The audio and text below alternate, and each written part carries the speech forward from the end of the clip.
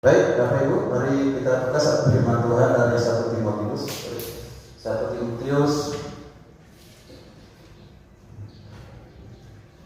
ya, 1 Timotius pasal yang ke-4. 1 Timotius pasal yang ke-4 kita akan baca. 1 Timotius pasal yang ke-4 kita mulai baca dari ayat ke-6. Ayat ke-6 sampai ayatnya yang ke-16 ya, 16. Sudah ketemu Bapak Ibu? Sudah? Mari kita baca dengan semangat, dengan penuh sukacita, dengan antusias, dengan rasa rindu dan haus akan kebenaran firman Tuhan. Demikian firman Tuhan saya baca 6, nanti Bapak Ibu baca ke-7 sampai nanti ayat 16. Ya, demikian firman Tuhan. 1 Timotius 4 ayat 6 sampai ayat 16 berkata, dengan selalu mengingat hal-hal itu kepada saudara-saudara kita, engkau akan menjadi seorang pelayan Kristus Yesus yang baik, terdidik dalam soal-soal pokok iman kita dalam ajaran sehat yang telah kau ikuti selama ini. Tetapi jauhilah takhayul dan dongeng nenek-nenek tua, latihlah dirimu beribadah. Latihan badani terbatas gunanya, tetapi ibadah itu berguna dalam segala hal karena mengandung janji, baik untuk hidup ini maupun untuk hidup yang akan datang. Perkataan ini benar dan patut diterima sepenuhnya. Itulah sebabnya kita berjeripaya dan berjuang, karena kita menaruh pengharapan kita kepada Allah yang hidup, juru selamat semua manusia, terutama mereka yang percaya. Beritakanlah dan ajarkanlah semuanya itu. Jangan seorang pun menganggap engkau rendah karena engkau muda. Jadilah teladan bagi orang-orang percaya dalam perkataanmu, dalam tingkah lakumu, dalam kasihmu, dalam kesetiaanmu, dan dalam kesucianmu. Sementara itu sampai aku datang, bertekunlah dalam membaca kitab-kitab suci, dalam membangun dan dalam mengajar. Jangan lalai dalam mempergunakan karunia yang ada padamu, yang telah diberikan kepadamu oleh nubuat dengan penumpangan tangan sidang penatua. Perhatikanlah semuanya itu, hiduplah di dalamnya supaya kemajuanmu nyata kepada semua orang. Bersama-sama 16. Awasilah diri sendiri dan awasi ajaranmu. Bertekunlah semua itu, karena dengan berbuat demikian engkau akan menyelamatkan dirimu dan semua orang yang akan mendengar. Puji Tuhan. Saya akan mengulang membaca ayat yang ke-6, karena di ayat ini yang menjadi topik ataupun judul dari renungan firman Tuhan. Dikatakan demikian, dengan selalu mengingatkan hal-hal itu kepada saudara-saudara kita, engkau akan menjadi seorang pelayan Kristus yang baik. Engkau akan menjadi seorang pelayan Kristus yang baik, terdidik dalam soal-soal pokok iman kita di dalam ajaran sehat yang telah kau ikuti selama ini. Nah, di sini ada kalimat yang mengatakan menjadi seorang pelayan Kristus yang baik. Nah, kata pelayan digunakan di situ adalah kata diakonos, ya, kata diakonos. Nah, kata diakonos itu berarti pelayan. Pelayan yang bukan ditetapkan oleh manusia, tapi pelayan yang ditetapkan oleh siapa? Oleh Tuhan. Jadi melayani itu adalah suatu kesempatan yang Tuhan berikan kepada kita, terutama kita yang menyerahkan diri baik sebagai kepala sidang, sebagai guru agama atau apapun profesi kita, tapi diberikan kesempatan untuk melayani. Nah, tapi persoalannya sekarang, apakah kita sudah masuk dalam kategori seorang pelayan yang baik seperti yang dikatakan tadi, menjadi pelayan yang baik, ya, menjadi pelayan yang baik, apapun mungkin kita jabatan kita, entah itu pendeta penuh, entah itu pendeta muda, pendeta pembantu, evangelis, majelis, wakil gembala, dan apapun itu. Tuhan menuntut supaya kita menjadi pelayan yang baik, menjadi diakonos Tuhan yang baik. Nah, sekarang ini kita mesti melihat, ya, pelayan yang menyatakan diri sebagai pelayan Tuhan. Tapi kalau kita melihat kehidupan sehari-harinya, apa yang diajarkan, apa yang dikembangkan tidak dihidupi bagi dirinya sendiri. Ya, dia hanya mengajar kepada orang lain, tetapi apa yang diajarkan itu tidak ada pada diri.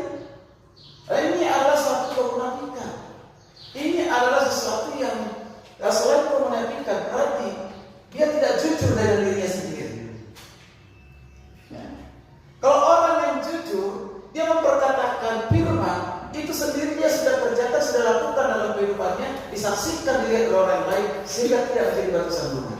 Amin. Nah, banyak kriteria yang diajarkan oleh Paulus kepada adik rohani yang namanya Timotius. Timotius itu adalah adik rohani atau anak rohani dari Paulus. Berharap sekalipun dia muda, tetapi masa muda itu tidak menjadi suatu kesempatan yang dia sia-siakan. Sekalipun dia muda, jangan sampai dia direndahkan oleh orang lain yang lebih tua dari dirinya. Bahkan dipersiapkan agar Timotius harus menjadi pelayan Kristus yang baik. Seperti apa pelayan Kristus yang baik? Dari 7, saya sampaikan hanya 3 saja. Ya, saya singkat dengan 3T. 3T. T yang pertama terdidik, T yang kedua terlatih, T yang ketiga teladan. Ya. Terdidik, terlatih, teladan. Nah, kalau ini ada pada kita, itu akan mengubah kehidupan kita, mengubah pikiran kita, hati kita, paradigma kita, mengubah, akan mempertajam visi dan misi kita, dan akan mengubah kehidupan kita, dan melalui kita Tuhan pakai bisa mengubah orang lain. Mengapa Paulus menyampaikan ini kepada Timotius? Kasih Tuhan. Ada yang melatar belakangi. Pada saat itu, jemaat di beberapa tempat, termasuk di daerah Efesus, Korintus dan yang lain, itu di sana banyak penyesat-penyesat, ajaran-ajaran yang sesat, ajaran-ajaran yang palsu yang mempengaruhi jemaat. Nah, bagaimana supaya jemaat pada saat itu jangan sampai terpengaruh dengan ajaran sesat itu, ajaran palsu itu, dan mereka bisa bertumbuh dewasa di dalam Kristus, berakar terus sehingga menghasilkan buah. Mereka menjadi orang Kristen sejati. Mereka tidak akan pernah tinggalkan Yesus, mereka akan setia sampai mati. Maka Timotius dipersiapkan menjadi hamba Tuhan, yaitu yang terdidik. Terdidik dalam hal apa? Dikatakan di situ pokok ajaran yang benar dan pokok ajaran yang sehat. Benar dan sehat. Pokok ajaran yang benar. Nah, kalau kita perhatikan di ayat yang dikatakan di situ, nah, terdidik dalam ajaran soal pokok iman kita dalam ajaran yang sehat dan ajaran yang sehat. Nah, ajaran yang baik, pendidik yang baik terdidik dalam soal pokok iman kita. Ajaran yang sehat dan benar itu, ini yang penting, saya kasih Tuhan. Ajaran yang baik belum tentu benar, karena semua agama mengajarkan yang baik. Ya, apakah semua agama bisa dinyatakan benar? Yang benar apakah Alkitab? Amin. Maka Alkitab ini bukan hanya kebutuhan orang percaya, kebutuhan semua orang. Maka dikatakan tadi kata di situ ada semua orang, terutama mereka sudah percaya.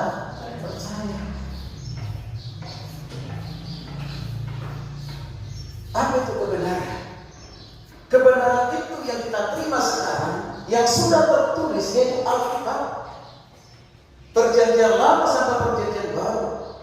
Inilah firman Allah, firman yang diilhamkan oleh Roh Kudus dan sepenuhnya adalah firman Allah.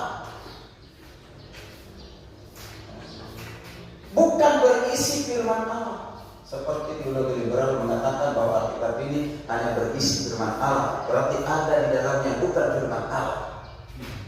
Tapi kaum Injili, karismatik, Pentakosta mewakili bahwa meyakini dan mengimani Alkitab ini adalah sepenuhnya firman Allah yang diilhamkan oleh Roh Kudus. Amin. Bukan berisi firman Allah.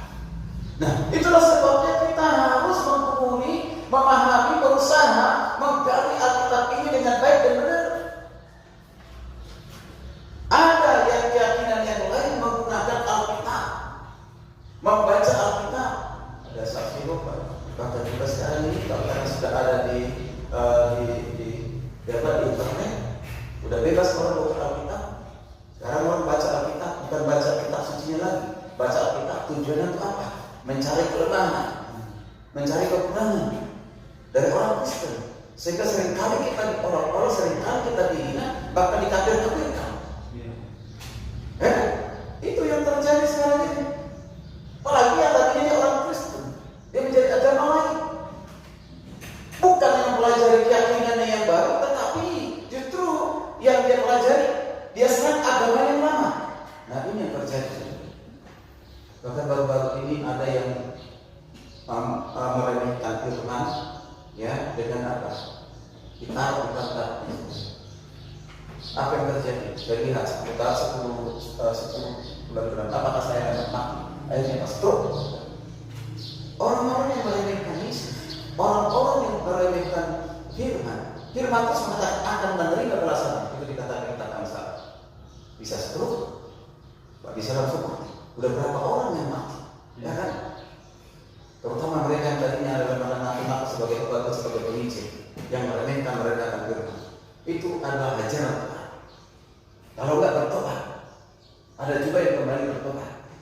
Nah, begitu banyaknya ajaran-ajaran palsu, ajaran sesat sekarang ini, sampai sekarang ini, bukan hanya zamannya Timotius, zamannya Paulus, sampai sekarang ini. Lalu apa yang kita lakukan? Supaya kita jangan tersesat, jangan menyesatkan jemaat.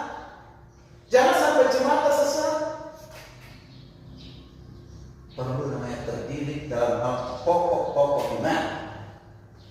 Apa itu pokok-pokok iman?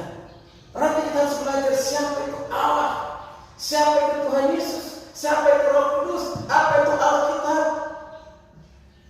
Harus belajar dengan sistematis, belajar dengan biblical, belajar dengan praktis, belajar juga secara sejarah. Kita harus belajar. Tidak saatnya lagi yang mengatakan sekarang saya persiapkan firman Tuhan tergantung kepada Roh Kudus. Baca sih salah di Roh Kudus dibuka, ternyata kita kebuka kirim aku. Tidak zamannya lagi sekarang. Kita harus serius membaca, merenungkan, menggali firman Tuhan ini. Bukan lagi apa maksud saya, tapi apa maksudnya Tuhan melalui penulis. Banyak kan orang tersesat dan menyesatkan karena apa maksud saya, bukan maksudnya Tuhan, sehingga dia nggak mengerti, tidak memahami. Kalau Yesus itu Tuhan, mengapa dia waktu di kayu salib dia berteriak, Eli sebabtani, Allahku, mengapa engkau meninggalkan aku? Orang mengatakan dengan logika manusia, itu bukankah dia manusia, dia memanggil Allah? Masa dia kalau dia Allah memanggil dirinya sendiri? Ya kan? Dia butuh pertolongan, dia kesakitan, dia menderita membutuhkan pertolongan Allah. Itu menunjukkan bahwa dia bukan Allah, dia bukan Tuhan. Ketika orang Kristen mendengar seperti ini lalu tidak memahami, betul juga ya, mulai dia memahami. Makanya jangan kau sembah manusia, itu Yesus manusia, bukan Allah. Orang bodoh saja yang menyembah Yesus sebagai Allah. Dia cuma manusia yang dilahirkan dari manusia. Ini kalau tidak memahami pemahaman Kristologi dengan baik, harus memahami doktrin Kristus dengan baik. Kita harus bisa melihat dari sisi kemanusiaannya, mampu melihat dari sisi keilahiannya. Dua sisi yang tidak boleh dipisahkan untuk mengenal Yesus dengan baik. Kapan Yesus ada? Jangan kita berpikir Yesus ada setelah dia lahir. Yesus ada sebelum dia lahir, bahkan sebelum perjanjian lama, bahkan sebelum segala sesuatu ada. Yesus sudah ada. Maka ini kita perlu belajar tentang Kristus. Demikian juga keselamatan, kita perlu belajar keselamatan. Di luar sana tadi mengatakan bahwa keselamatan itu bukan hanya orang Kristen, keselamatan itu hanya untuk orang Kristen, yaitu Yesus untuk orang Kristen. Tapi setiap agama punya jalan masing-masing. Ada udah jelas apa kita mengatakan Yohanes 3:16, karena begitu besar kasih Allah dan dunia ini. Bukan kata karena begitu besar kasih Allah dan orang Kristen. Orang Kristen berbahaya pada saat itu. Ya? Dunia, siapapun dia, berarti setiap orang ada di dunia ini.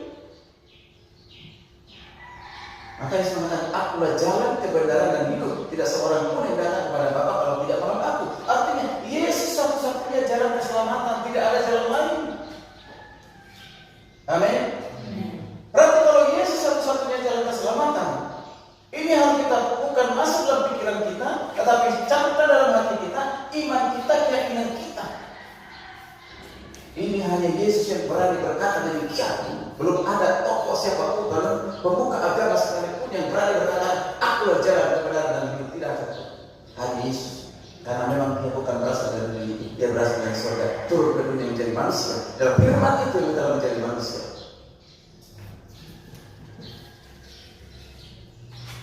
Ini harus kita pahami dengan baik.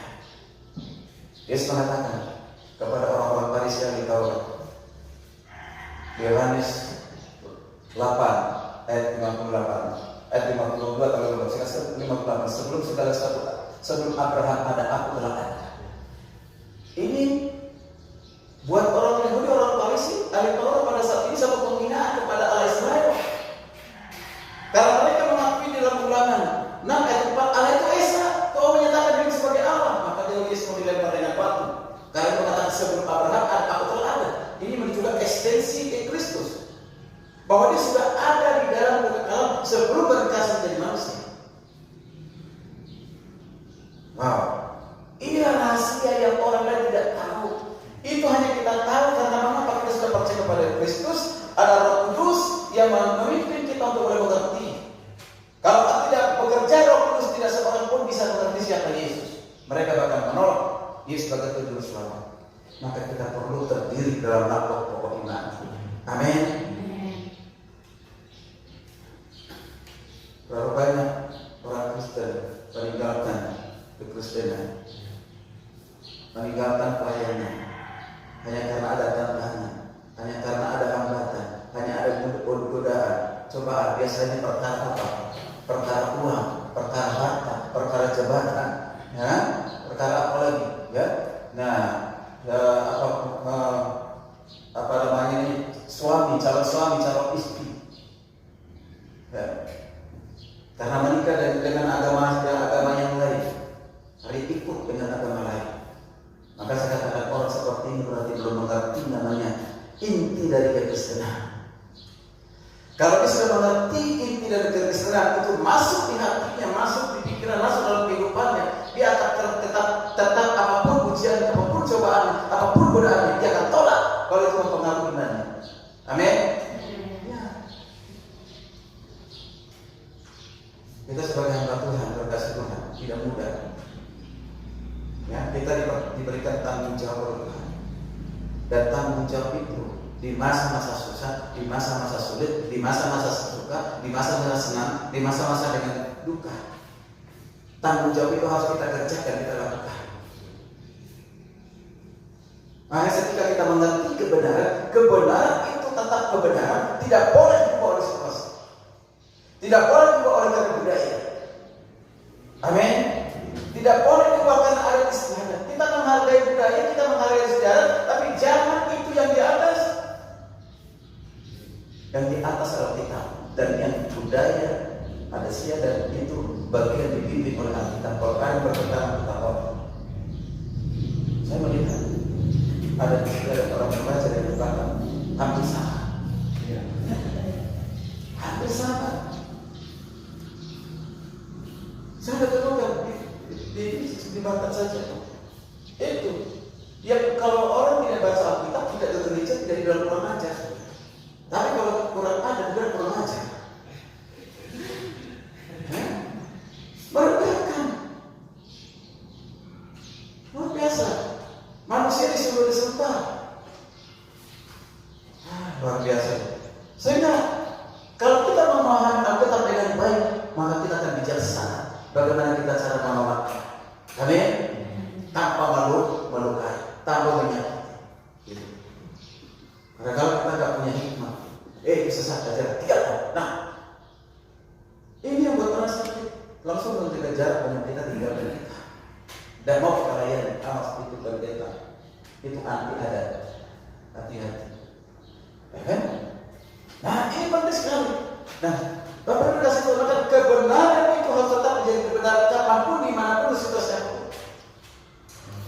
Mau saya katakan misalnya, dalam keadaan badai, di dalam keadaan hujan lebat, ada petir, atau dalam keadaan gempa, atau dalam keadaan tsunami, ketika saudara ditanya 1 tambah 1 tidak boleh berubah jadi 11. Ya dong, 1 geser 1 lagi jadi 11. Tidak demikian. 1 tambah 1 tetap 2 kapanpun dimanapun dalam situasi apapun. Amin.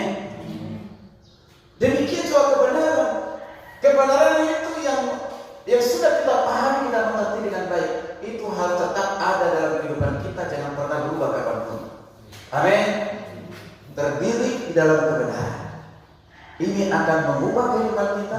Maka katakan begini, sekali kita khotbah ataupun pelayan Tuhan membaca Alkitab ini, yang di kepala kita siapa? Orang lain. Yang di kepala kita adalah jemaat. Nanti belajar dari mulai. Kalau kita belajar Alkitab, mau menyelidiki Alkitab, mau memahami Alkitab, yang ada di pikiran kita siapa? Diri sendiri dulu. Apa kata firman ini kepada saya? Jangan lupa. Apa kata firman itu kepada dia? Apa kata firman ini kepada orang itu? Saya tidak suka dengan dia. Dia harus bertobat itu orang. Nah, itu yang ada dalam pikiran kita seringkali, sehingga mimbar kita buat menjadi menyerang orang tertentu.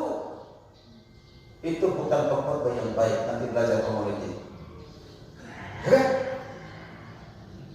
Jadi pengkhotbah yang baik itu harus tulus. Biarkan firman itu berbicara juga kepada kita.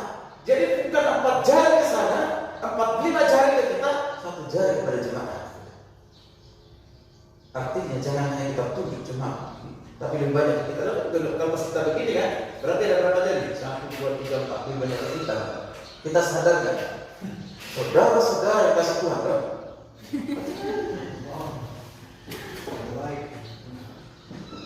Luar biasa, kita sadar. Kita bisa belajar dari Esra, saudara kasih Tuhan. Entah tolong dibaca Esra 7 ayat 10, Esra 7 10. Agak lama di sini kalau yang nanti terlatih dan terlatih dengan teladan itu nanti bisa. Coba kita lihat Esra 7 ayat yang 10. Kita tolong satu ibu pembaca Esra 7 10. Esra 7 ayat 10. Ya. Sebab Esra telah bertekad untuk meneliti Taurat Tuhan dan melakukannya, serta mengajar ketetapan dan peraturan di antara orang Israel. Saudara tahu siapa Esra? Esra itu adalah seorang imam, seorang pemimpin rohani yang membawa kebangkitan rohani bagi Israel.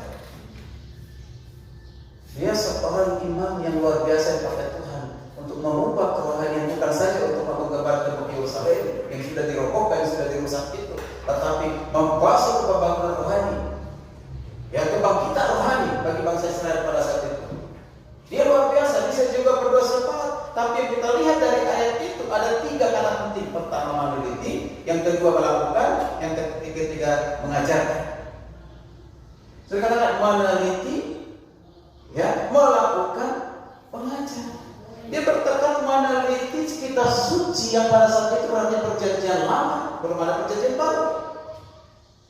Dia meneliti, kalau meneliti sudah pasti membaca. Berarti meneliti itu adalah hermeneutik, ilmu menafsir Alkitab.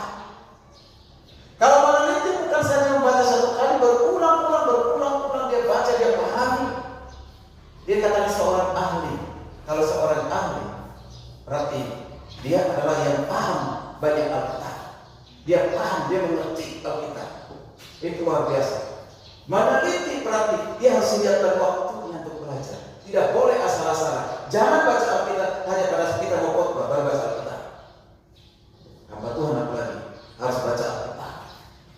Tanpa ada khotbah pun diundang, apapun tidak ada jadwal, tetap baca Alkitab. Yang hari saya rajin sekali berusaha untuk sekarang ini kan bisa saya minimal kepada 50 orang. Apa yang sudah saya baca, saya pelajari, saya share kepada 5 orang. Dan banyak orang berterima kasih, bahkan ada orang yang merasa dikuatkan. Tidak pernah firman Tuhan kembali dengan sia-sia. Amin. Perlu meneliti. Lalu yang kedua tadi, melakukan. Jadi Esra melakukan dulu firman itu. Tidak langsung mengajarkan, tapi dia melakukan. Alkitab telah melakukannya. Berarti Esra melakukan dalam kehidupan, baru mengajarkannya. baru diajarkan kepada orang lain. Itu luar biasa, itu yang baik, itu yang sehat. Jadi seorang pelayan Kristus yang baik adalah harus terdiri dalam hal pokok-pokok iman. Amin.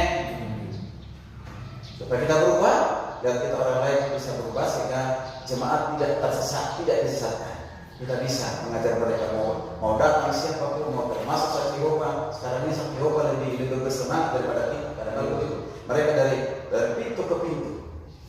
Ya, mereka datang dari pintu ke pintu dengan pakaian putih, hitam, pakai dasi. Nah, masuk juga. Itu mereka semangat sekali berkeliling dari pintu ke pintu. Kita perlu mencontoh semangatnya, tapi jangan contoh ajarannya. Ya, jangan contoh ajarannya. Mereka adalah orang yang mengatakan Yesus bukan Tuhan di manusia biasa. Nah, yang kedua tadi adalah ini mempengaruhi kehidupan kita. Terang, mari kita lihat ayat yang ke-7. Tetapi jauhilah tahyul dan doming anak tua, ini sambungan yang tadi. Karena banyak ajaran-ajaran sesat, tahyul dan moyang sesat, maka perlu kita terlatih dalam hal terdiri dalam hal firman Tuhan, ajaran sehat. Perhatikan ayat 7b, dikatakan, latihlah dirimu beribadah. Latihan badan terbatas gunanya, tapi ibadah itu berguna dalam segala hal, karena mengandung janji baik untuk hidup ini maupun hidup yang akan datang. Hamba Tuhan, pelayan Tuhan, sebelum mengajak jemaat untuk mereka rajin beribadah, dimulai dari siapa? Dari diri kita. Kita harus terlatih dalam beribadah. Kita harus disiplin dalam beribadah. Jangan sampai hamba Tuhan terlalu sibuk dengan yang lain, terlalu sibuk mempersiapkan diri untuk melayani tapi tidak melakukan ibadah. Misalnya saat teduh tiap pagi, singkat dengan saat teduh. Dan saat teduh itu saat teduh beribadah. Betul, kita perhatikan Yesus. Dikatakan Alkitab pagi-pagi benar, dia sudah datang dan sujud berdoa menghampiri Bapaknya. Artinya pagi-pagi benar berarti sudah mempersiapkan waktu, kesempatan yang baik untuk berhubungan bersekutu dengan Bapaknya. Lalu kita perhatikan murid-murid yang meminta kepada Yesus, Yesus ajarlah kami berdoa. Salah satu murid mengatakan demikian kepada Yesus, lalu Yesus mengatakan, jika kau berdoa, Bapa kami yang di surga. Perhatikan, mengapa muridnya minta kepada Yesus diajarkan berdoa, dan mengapa Yesus itu sendiri mengatakan, ya berdoa, menjawab permintaan mereka, mengabulkan permintaan mereka. Mengapa? Yang pertama, orang yang minta berdoa itu dia tahu itu adalah kebutuhan untuk berkomunikasi dengan Tuhan. Yesus pun demikian, dia tahu bahwa doa itu adalah kebutuhan dari manusia untuk berkomunikasi dengan Tuhan, hubungan kita dengan Tuhan. Bahkan doa itu adalah satu napas kehidupan kita. Jadi jangan sampai pelayan Tuhan, hamba Tuhan malas untuk berdoa. Kita harus latih disiplin diri kita untuk berdoa. Satu ibu gembala saya kenal, jemaatnya ratusan orang. Dia kenal semua namanya. Hebat. Luar biasa. Ketika yang langsung sebut nama, mana sudah. Itu luar biasa. Nanti kenapa bisa dapat? Nanti doakan satu persatu. Didoakan satu persatu. Kalau kita masuk dalam dosa syafaat, kita sebut nama orang tertentu, maka orang itu akan kita ingat. Jangan kita mengajarkan jemaat itu harus rajin berdoa sementara kita tidak rajin berdoa. Kalau dia tak berdoa, kita sendiri tidak berdoa. Jemaat kalau protes seperti itu nggak usah marah. Kalau itu benar, sekalipun tidak benar, jangan usah marah. Kadang-kadang kita begitu. Memang kamu tahu, memang harus melapor. Nggak usah. Doa itu adalah bagian dari ibadah sendiri. Doa itu adalah napas kehidupan. Saya katakan doa itu bukan kewajiban. Doa itu adalah kebutuhan. Amin. Doa itu adalah kebutuhan. Namanya kalau kebutuhan, berarti itu kita butuhkan setiap saat seperti makan pagi, makan siang, makan malam, berarti itu kebutuhan. Kalau kewajiban, maka kita tidak bedanya dengan agama lain. Karena beribadah itu adalah kewajiban. Kalau kewajiban orang terpaksa untuk melakukannya. Beda dengan kebutuhan. Seperti kita makan, itu berdoa. Itu hubungan kita dengan Tuhan. Saya percaya orang yang banyak berdoa bukan saja turun pengurapan Tuhan, tapi Tuhan tambah-tambahkan nikmat dalam hidup. Amin.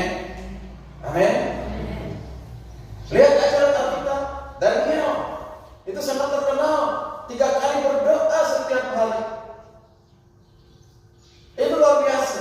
Ada waktu khusus untuk dia berdoa. Semua tokoh-tokoh yang dipakai dalam Alkitab adalah yang memiliki hubungan yang harmonis, pergaulan yang akrab dengan Tuhan atau karib dengan Tuhan. Itu doa luar biasa. Maka saya selalu mengajarkan kepada jemaat dan juga kepada mahasiswa. Di dalam berdoa itu jangan teman berdoa itu hanya meminta. Ya kan? Kalau kita berdoa hanya meminta, itu tidak ada bedanya kita dengan pengemis yang pinggir jalan. Tidak ada bedanya dengan preman yang makan di rumah makan lalu pulang nggak bayar. Atau minta dengan pas kemarin itu baru saya tahu di terminal Makassar itu memaksa banget saya beli. Luar biasa. Harganya juga selangit itu. Harga yang di Jakarta di Bekasi 5.000 dijual 50.000. Maksa lagi. Aduh mohon maaf ya, mohon maaf. Ya, udah. Dan sebenarnya boleh lebih baik saya kasih uang, tapi tidak mau. Tetap dari 55.000 sampai 30.000 lagi. Aduh, luar biasa. Udah, Pak saya kasih aja ini. Tapi dia nggak mau. Ya sudah. Ya saya minta maaf, kebetulan sudah hujan, suruh naik ke bis, lari-lari kan. Ya, ngotot kan, maksa. Taruhlah 2, taruhlah 3. Nah. Ternyata hamba Tuhan dapat teman hamba Tuhan ketika saya sharing di WA. Hati-hati sebelum saya ceritakan itu, hati-hati di terminal Makassar itu nanti banyak istri penjual memaksa. Begitu. Tapi tak benar. Belum saya ceritakan perspektif sudah WA saya. Nah, luar biasa. Nah, dari sini saya kasih Tuhan. Nah, kembali kepada kita yang saya katakan tadi. Berdoa itu bukan saja meminta, tapi berdoa itu ada 4 di situ. Ini saya sampaikan. Penyembahan, pujian dan penyembahan. Ini adalah tiang pengenalan kita akan Tuhan. Penyembahan kita kepada Tuhan. Menyembah. Bagaimana kita bisa menyembah Tuhan? Kalau kita tadi sudah punya paham siapa Yesus, siapa Tuhan, ya kan? Nah, kita kasarnya besar dan ajaiblah karyamu, adil dan benarlah jalanmu. Dari mana itu? Dari Alkitab. Kita pengenalan kita akan Tuhan buat kita untuk menyembah Dia dengan baik. Pengalaman kita dengan Tuhan buat kita hanya memuji Dia. Engkau baik dan sungguh baik karena kita alami kebahagiaannya. Itu satu pujian, ya kan? Nah, segala puji syukur hanya bagimu Tuhan. Kan? Mengapa kita bersyukur? Karena kita punya pengalaman yang baik yang kita terima dari Tuhan, itu pujian. Jadi harus bisa dibedakan penyembahan dan pujian. Penyembahan itu pengenalan kita dengan Tuhan, sementara pujian itu pengalaman kita bersama dengan Tuhan. Amin. Bagian P yang kedua, pengakuan dosa. Ya, setiap berdoa lakukanlah pengakuan dosa. Malam hari sebelum kita tidur, Tuhan sepanjang hari ini, apakah ada saya melukai hatimu, melukai hati sesama, berbuat dosa, berbuat jahat, ampuni saya Tuhan. Mana tahu besok pagi kita tidak bangun, udah langsung bersolat. Udah beres lebih dulu sebelum bersolat, kan? Betul kan? Jadi jangan sampai mati dalam keadaan berdosa. Hari ini bahasa kita itu. Nah, kita harus melakukan pemberesan diri di hadapan Tuhan setiap hari. Amin. Amin. Akui. Jadi jangan langsung kepada permohonan gitu. Ya, baru yang ketiga itu P yang ketiga, pengucapan syukur. Pengucap syukur kepada Tuhan. Agar kita bisa bangun pagi, kita masih bisa berenang, masih berikan kesempatan untuk melayani, berikan kesempatan bersama dengan keluarga. Diberikan kesempatan belajar saat ini, mengucap syukur. Bahkan mungkin hal-hal yang mungkin kita tidak siap terima sebagai manusia, ujian, cobaan, godaan apapun. Tapi kita katakan mengucap syukur dalam segala. Jadi bukan hal yang baik saja. Itu P yang ketiga, pengucapan syukur. Baru P yang ketiga, yaitu apa? P yang keempat, permohonan. Yaitu permohonan itu jangan hanya bermuara kepada diri kita sendiri. Kita harus menjadi pendoa syafaat. Banyak orang-orang Kristen pendoa yang egois, yang hanya berdoa aku. Belajarlah lebih dahulu mendoakan orang lain, mendoakan jemaat, mendoakan hamba Tuhan, mendoakan penginjil, mendoakan misionaris, mendoakan bangsa. Bukankah Paulus mengatakan kepada Timotius, saya pasti akan berdoa untuk semua orang. Ya, hamba Tuhan harus menjadi pendoa siapa? Latih diri kita untuk menjadi pendoa syafaat. Itulah yang kita lakukan. Ya, ini T yang kedua adalah yaitu terlatih dalam hal beribadah. T yang terakhir. Kita perhatikan 12. Janganlah seorang pun menganggap engkau rendah karena engkau muda. Jadilah teladan bagi semua orang percaya. Dalam perkataanmu, dalam tingkah lakumu, dalam kasihmu, dalam kesetiaanmu, dalam kesucianmu. Wow, luar biasa. Ini tidak mudah. Kita harus menjadi teladan. Kalau bahasa Yunani tupos, atau diterjemahkan tipe atau model. Jadi kita ini harus menjadi tipe model bagi banyak orang, terutama di lingkungan di mana Tuhan percayakan kita untuk melayani. Apakah kita sudah menjadi teladan? Amin. Harus menjadi teladan. Teladan apa? Sangat benar. Pertama, teladan perkataan. Teladan perkataan itu berarti apa yang kita perkatakan sesuai dengan kehidupan kita. Apa yang kita perkatakan firman itu adalah sesuai dengan hidup kita. Jadi perkataan kita perkataan yang membangun orang lain, yang membangun jemaat. Jangan menjatuhkan jemaat, menghakimi jemaat. Yang membangun jemaat supaya bertumbuh semakin dewasa dalam Kristus, semakin mencintai Tuhan. Ya. Mungkin ada orang lain tidak menghargai, menghormati kita, termasuk mungkin rekan sekerja kita atau hamba Tuhan, ya, sama rekan hamba Tuhan, bahkan juga mungkin jemaat tidak menghargai, menghormati kita. Kalau kita perkataan yang membangun, maka kita tidak akan pernah mengeluarkan perkataan yang kotor, bahkan perkataan yang kutuk. Amin. Karena kalau itu orang lain bilang, kamu tahu siapa saya? Saya ini sudah S1, S2, S3, S3. Pendidikan apa? Saya ini gembala, kamu tahu nggak? Saya ini gembala, kamu harus hargai saya, hormati saya. Nggak usah seperti itu. Tunjukkan dari diri kita sendiri bahwa kita sudah lebih dahulu menghargai, menghormati orang lain lewat perkataan kita. Amin. Teladan lewat perkataan. Setiap perkataan kita harus perkataan firman. Menasihati orang lain, menasihati dengan firman. Ini saya seperti khotbah di depan ratusan orang. Ya? Jadi saya membayangkan di sini lagi banyak ribuan orang. Mengapa? Ya karena Bapak Ibu nanti misalnya 10 udah ratusan orang sampai ke orang lain kan? Ya kan? Nah, luar biasa. Perkataan itu pun akan dikatakan perkataan seperti teladan dalam apa? Teladan di dalam apa? Tingkah lakumu, dalam sikapmu, tingkah laku kita, etika kita. Itu harus berubah. Maka psikologi itu bisa dikatakan berfungsi sebagai bengkel. Tahu bengkel? Memperbaiki yang rusak. Ya. Karena masuk ke sekolah teologi banyak motivasi. Ya, motivasinya banyak yang salah. Dulu pernah saya tanya Nasir itu. Ya. Mengapa kamu perlu ngambil ke sekolah teologi? Mengapa? Ya roh, asal hanya Gilbert Komendo yang dipakai Tuhan. Saya akan menjadi saingan dari Gilbert Komendo. Oh begitu. Ya. Kamu berdoa berlutut di hadapan Tuhan. Apa kata Tuhan, bukan apa yang kamu lihat dari luar. Kalau itu, gak lama lagi kita akan kabur dari sini. Kamu tidak akan pernah berlanjut sekolah. Kita mau belajar dulu bukan seperti orang lain, tapi jadilah seperti diri kita sendiri yang dibentuk di proses oleh Tuhan. Amin. Sudah tingkah lakunya. Aduh sembarangan, Tuhan. Gak lama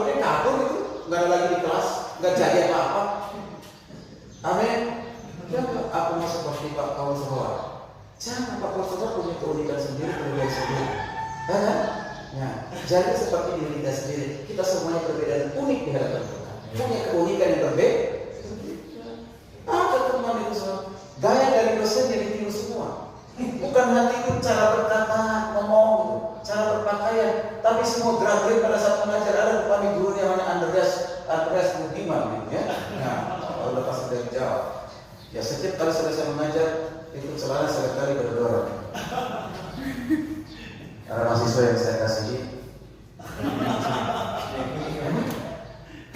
dia tiru juga itu.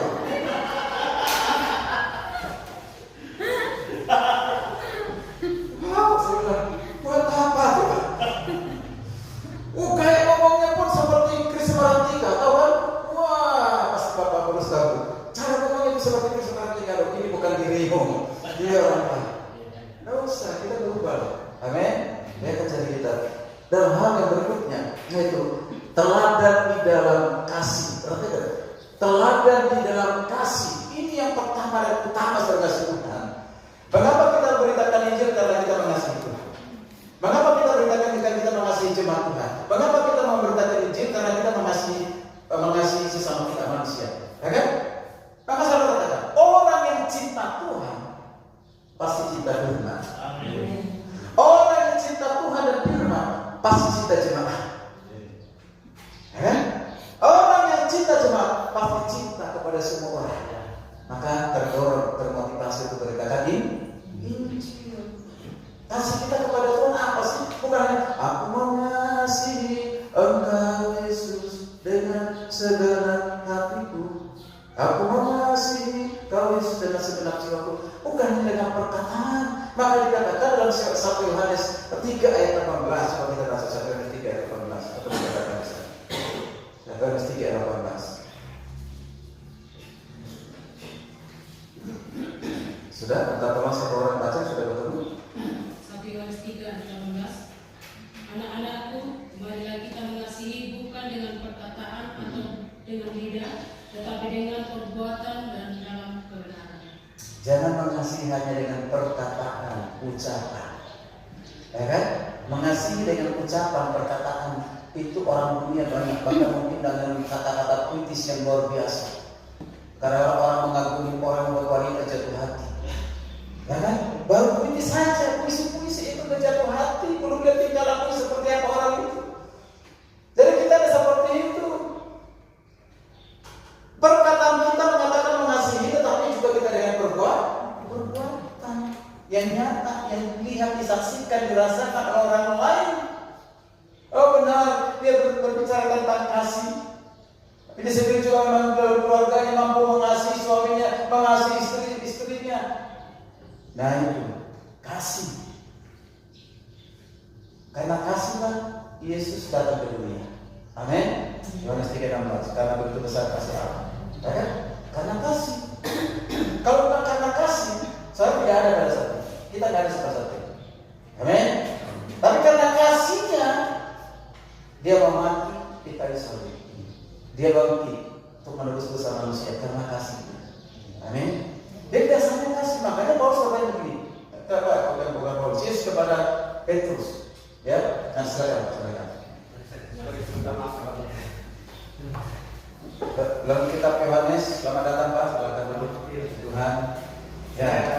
Belum bisa tinggalkan tadi jadi request ya. Saya mesti diberkati Pak. Ya, diberkati yang ketiga ini. Berkati yang ketiga, 1 2 nanti diminta dari mereka. Ya. Nah, pernah Yesus bertanya kepada Simon Petrus. Simon Petrus, apa kau mengasihi aku? Ya Tuhan, aku mengasihi Engkau. Gembalakanlah domba-dombaku. Lalu Yesus bertanya lagi yang kedua kali, Simon Petrus, apakah kau mengasihi aku? Ya Tuhan, aku mengasihi Engkau. Gembalakanlah domba-dombaku. Kau masih diulang lagi 3 kali. Simon Petrus, apakah kau mengasihi aku? Maka dia sedihlah hatinya. Pertanyaannya, mengapa Yesus bertanya sampai 3 kali? Ada orang mengatakan, oh karena Petrus itu lamban berpikir, daya tangkapnya kurang, maka diulang-ulang. Ini pemahaman dari diri sendiri, bukan pemahaman akan Alkitab. Ini Tuhan Yesus sedang mempersiapkan Petrus menjadi seorang gembala yang akan menggembalakan domba-domba. Maka dipersiapkan dengan teguran yang sangat keras. Itu teguran sangat keras. Yesus berkata, Simon Petrus, apakah kau mengasihi aku dengan kasih agape? Itu pertanyaan pertama. Yang kedua, Simon Petrus, apakah kau mengasihi aku dengan kasih agape? Lalu dijawab oleh Petrus, ya aku mengasihi engkau dengan kasih pilihan. Tuhan mau supaya Petrus itu mengasihi Yesus dengan kasih agape, kasih ilahi, bukan dijawab dengan kasih pilihan, kasih persahabatan. Maka Yesus tahu, Petrus engkau mengasihi aku bukan kasih agape, kasih pilihan, maka hatinya sedih. Engkau tahu apa yang dia pikirkan oleh Petrus itu. Artinya apa kasih Tuhan? Mengasihi Tuhan, jangan hanya kasih persahabatan. Kalau kasih persahabatan hari ini dia menyenangkan kita, esok belum tentu. Ya kan? Tapi kalau kasih agape, hari ini kita disakiti, hari ini juga kita tetap mengasihi. Amin.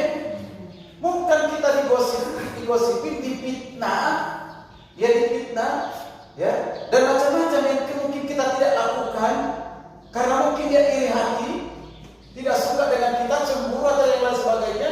Mungkin jemaat kita lagi bertumbuh, lagi berkembang, lalu itu kita mencuri domba-domba, kita tetap mengasihinya. Amin. Itu yang dimaksud Tuhan di situ, mengasihi. Ini kata kasih ini luar biasa, tidak bisa diterjemahkan lebih luas. Ya? Dan salah satu dikatakan nanti di 1 Korintus 13 itu ya, tentang kasih. Semuanya bisa lenyap, mengetahui bisa lenyap, tapi tidak dalam salah satu kasih, ya kan? Luar biasa. Bapak Ibu yang kasih Tuhan, ini penting sekali. Bapak Ibu ada di sini berkorban, tinggalkan kampung, tinggalkan desa, jauh kegiatan karena kasih saudara kepada Tuhan. Amin. Bukan karena Bapak Paulusnya. Kalau karena Bapak Paulusnya, satu saat akan ada satu kesalahan yang dilakukan, harus ada kecewa. Dan saudara enggak, itu mengecewakan, ya kan? Hanya sebagai alat saja beliau untuk pakai Tuhan. Nah, tapi kalau didorong oleh kasih, dia tetap setia karena kasih saya kepada Tuhan. Saya mau belajar. Amin. Amin. Ya, jadi seperti katakan jadinya. Luar biasa. Ini kalau sudah berbuat di depan hamba Tuhan ini luar biasa. Ya. Jadi yang terakhir itu dikatakan kesetiaanmu dan kesucian. Hamba Tuhan harus setia untuk belajar firman Tuhan. Amin. Hamba Tuhan harus setia untuk beribadah, setia untuk berdoa, berdoa setiap setia terus untuk mengiring Tuhan, setia terus untuk bersaksi Tuhan dan menjadi saksi Tuhan, memberitakan Injil, setia sampai dia datang. Amin. Setia. Kesetiaan itu diuji dari segala persoalan, ujian, cobaan yang terjadi dalam kehidupan kita. Tuhan tidak pernah berjanji kepada kita tidak ada masalah. Tuhan tidak pernah berjanji bahwa tidak ada persoalan. Tapi Tuhan berjanji bahwa Tuhan akan memberikan kemampuan hikmat kepada kita. Makanya berdoa begini, kadang-kadang hamba Tuhan terlalu semangat tapi tidak terkontrol. Ya. Dikatakan apa? Segala persoalan, segala masalah, saya ingin pergi jauh daripada aku. Aduh, selama kita hidup di dunia tidak akan pernah berhenti dari semuanya persoalan masalah, Bapak Ibu. Ya, jangan berdoa yang model seperti itu. Kalau setan boleh ditengking, iblis boleh ditengking, segala kuasa gelap, ya kan? Boleh kita tengking, tapi kalau persoalan masalah jangan ditengking. Tapi apa yang kita berdoa, Tuhan, persoalan masalah apapun yang datang, tapi saya tahu Engkau berikan kekuatan kepada aku. Berilah aku kekuatan kemampuan untuk melewatinya, supaya kita naik kelas. Amin. Ya, tanpa ujian. Sekolah teologi atau sekolah apapun dari tingkat dasar sampai perguruan tinggi, makanya ada ujian untuk naik kelas, kan? Naik kelas. Kalau ada sekolah tanpa ujian, sekolah apa-apa, nggak jelas. Jadi harus diuji. Di akhir dari perkuliahan itu diuji sejauh mana dia memahami pelajaran itu, diuji kembali, dievaluasi kembali, untuk dia ingatkan masuk pikiran, masuk dalam hatinya, itu menjadi keyakinannya. Amin. Diuji. Jadi jangan pernah berdoa dengan cara seperti itu ya. Ya singkirkan persoalan. Saya berdoa Tuhan, apapun persoalan masalah yang akan terjadi dalam kehidupan saya tahu. Dan Kau beserta. Kau alami mana? Kau berikan aku kemampuan untuk melewatinya, bahkan saya keluar dari pemenang, bahkan lebih daripada pemenang. Amin. Itu. Jangan tenging-tenging persoalan ya. Ada nggak di sini yang suka-suka tenging persoalan? Jangan ajarkan juga jemaat seperti itu. Ya. Nah, kita berdoa. Masalah apa? Sampaikan. Masalah keuangan, masalah penyakit dan lain. Hari ini segala persoalan sudah lepas. Kau tidak akan punya persoalan lagi. Keluar dari rumah, ternyata belum ada berubah apa itu pemborong itu pendeta. Saya yakin persoalan apapun yang kamu alami, Tuhan beserta dan Kau berikan kekuatan. Saya berdoa Tuhan berikan kekuatan begitu. Amin. Ini penting, kesetiaan. Dan kata-kata itu adalah kesucian. Wow, ini penting. Kuduslah kamu, sebab aku kudus, kata Tuhan. Pada Simon Petrus, kita Petrus, ya kan? Kuduslah kamu, sebab aku kudus. Banyak sekali hamba Tuhan sekarang ini jatuh. Jatuh dalam hal apa? 3 tahap. Apa itu? Tahta, harta, wanita. Ya kan? Tahta itu kedudukan, jabatan. Kalau dia sudah punya jabatan yang posisi yang enak, nyaman. Kalau ada yang mau menggeser, dia tidak mau digeser. Dia berusaha untuk mempengaruhi orang lain. Bahkan sudah seperti politik, kan gitu ya. Nah, tahta, kedudukan, kemudian harta. Artinya hal lain sebagainya. Jangan sampai itu yang kita jatuh. Wanita, ya wanita, atau seksualitas. Jangan. Banyak hamba Tuhan jatuh di situ. Terjadi perselingkuhan. Hati-hati. Ini serangan iblis untuk menghancurkan hamba Tuhan. Kalau kita tidak bisa mawas diri, waspada. Ini kita jadi salah satu dari itu. Kenapa gereja ada pecah? Banyakkan gereja pecah, maaf kalau saya katakan. Karena persaingan untuk menjadi ketua studi. Persaingan untuk tetap posisi yang menurut dia terhormat. Sehingga sikut sana, sikut kiri, sikut kanan, pengaruh yang baik, lobby-lobby, kasih uang, kasih tampol. Padahal ini persoalan itu apa? Pemimpin rohani. Ininya harta loh. Dia kunjungi satu-satu itu kepala. Bentar lagi pemilihan.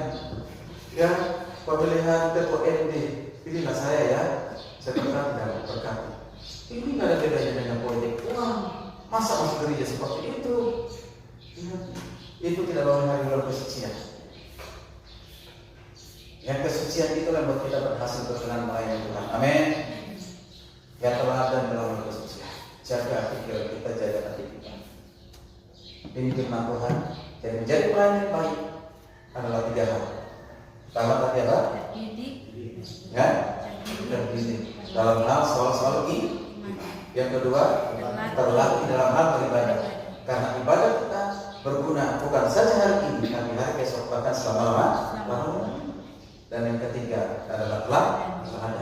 Jaga teladan yang sekarang aku di nama Tuhan.